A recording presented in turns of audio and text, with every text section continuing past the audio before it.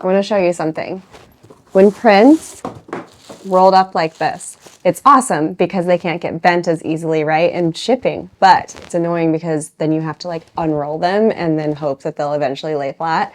There's a trick. I'm going to show you what it is. I feel like everybody has one of these lying around. They're kind of like, I mean, you find them in a wrapping paper tube, paper towels. I would try to find the thickest one possible. I reuse this one. I don't even know where it came from, but I have it always for instances like this. So here's what we're going to do.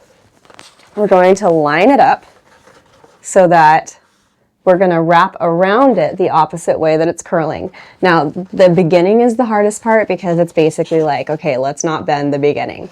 It doesn't have to be tight around this, okay? This is just acting like a guide. So what I do is I use my palms and I just kind of lay it flat like this and then make sure that there's no creases, right? And then I'm just going to softly get that started. And see, I'm not bending anything. I'm just letting it wrap around naturally. And then as soon as it starts to lift, I just open my hands a little bit and just go and let it kind of loosen, right?